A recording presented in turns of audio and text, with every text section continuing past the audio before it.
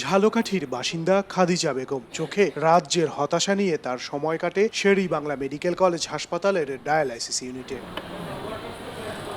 Kidney বিকল হয়ে কয়েক বছর ধরে নিয়মিত ডায়ালাইসিস করতে হচ্ছে তার বড় ছেলের। এই রোগী তাকে হারাতে হয়েছে স্বামী ও দেবরকে। এখন মরণপণ লড়াই চলছে নারী ছেঁড়া ধন সন্তান মাসুদ তালুকদারকে নিয়ে। ছেলের প্রথমে ধরা পড়ছে আমার হাজবেন্ড, এরপর এক দেবর, এরপর আবার আরেক দেবরে। তোমার হাজবেন্ড 23 সালে মারা গেছে, আর দেবরে মারা গেছে 24 সালে, আর এখন ছেলে আর এক দেবরে করতে আছে।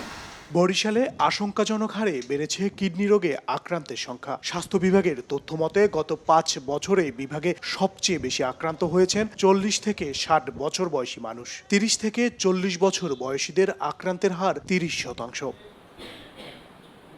শের-ই-বাংলা মেডিকেল কলেজ হাসপাতালের মাত্র 20টি বেডে চলে ডায়ালাইসিস সেবা। এখানে স্বল্প খরচে সেবা পাওয়া গেলেও দীর্ঘ সিরিয়ালের কারণে অনেককেই ছুটতে হয় বেসরকারি ক্লিনিকে। আর শিশুদের চিকিৎসায় একমাত্র ভরসা রাজধানী।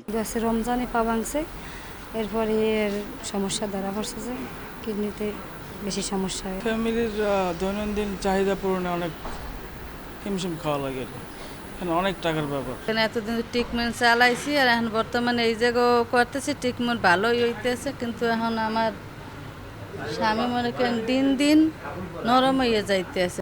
বিশেষজ্ঞরা বলছেন অনিয়মতান্ত্রিক জীবনযাপন ও চিকিৎসকের পরামর্শ ছাড়া ঔষধ সেবন এই রোগের অন্যতম প্রধান কারণ। এদিকে স্বাস্থ্য বিভাগ বলছে সরকারি হাসপাতালের সেবার পরিধি বাড়ানোর পাশাপাশি বেসরকারি ক্লিনিকগুলোর উপর নজরদারি জোরদার করা হচ্ছে। বিভিন্নভাবে ইন্ডিজিনিয়াস কিছু মেডিসিন আমরা ব্যবহার করি এবং আমাদের যে কেউ ব্যথা বা জ্বরের সময় এনএসআইড গ্রুপের ওষুধ ব্যবহার করে, যেগুলো কিডনির জন্য ক্ষতিকর। মালিক সমিতির সাথে কথা বলছে এবং তাদের যে কথাবার্তাগুলো, তাদের ইনভেস্ট বেশি, তো তাদেরকে আমরা অন্যভাবে পোষাইয়ে নেওয়ার জন্য অনুরোধ করছি, যাতে এই কিডনি রোগীগুলো দীর্ঘমেয়াদী চিকিৎসা যাতে একটু কম পয়সায় সাশ্রয়ে তারা চিকিৎসা নিতে পারে।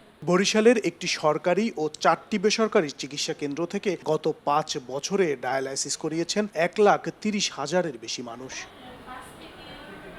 মেহেদী হাসান বাপ্পি, সময় সংবাদ, বরিশাল।